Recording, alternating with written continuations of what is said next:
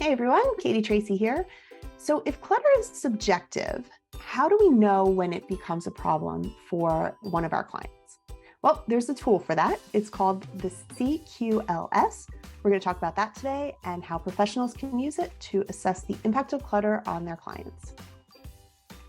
The CQLS stands for the Clutter Quality of Life Scale, and this was developed by Dr. Catherine Roster and the Institute for Challenging Disorganization, the ICD.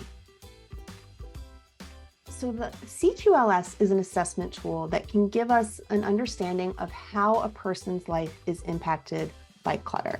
So there's 18 questions that focus on 4 different areas: livability, social, emotional, and financial.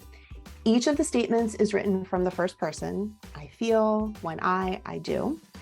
And the person that's taking the assessment is asked to rate how much they agree with that statement, each statement, on a scale from 1 to 7. 1 is I don't agree at all, to 7, I agree completely. This feels like this happens very often to me.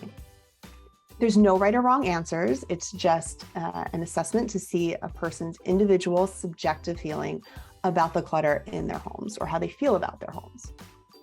A livability function question would look something like, I have to move things around to accomplish tasks.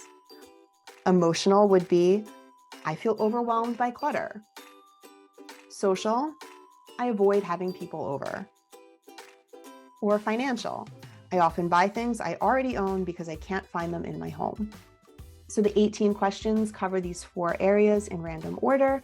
The person answers each question on a scale of 1 to 7. The scoring of the CQLS is very simple.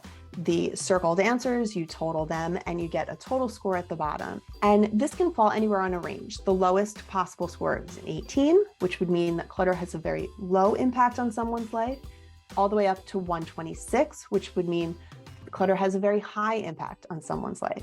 The average score tends to be about 59. And why is it important for us as professionals to have this understanding of the impact of clutter on someone's life?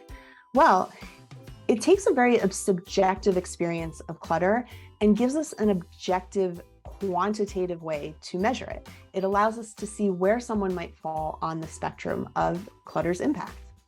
We can use this at a couple different places in our practice with clients. The first is at the initial assessment, whether you're a professional organizer in the home or a mental health professional seeing someone outside of the home or in the office. The initial assessment, when we take this at the very first time, it can be used as a baseline so that we can see where someone's falling on the scale to begin with. We can use it to set goals and get a better understanding of what impact that clutter is having on a person's life as we begin our work with them.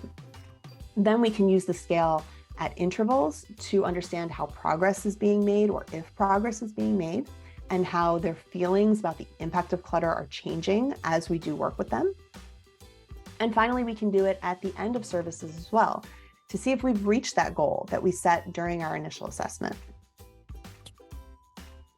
The CQLS is important because it allows us to have some data around a very subjective experience of clutter and its impact.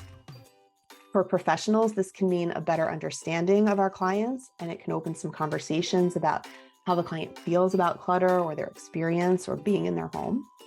And for the individual, it helps them have a better understanding of themselves to see what impact clutter is really having on how they feel or where they fall in that spectrum to see if maybe their perceptions are in line with where they're really falling on the scale. That's it for today. Hit subscribe and I'll see you next time.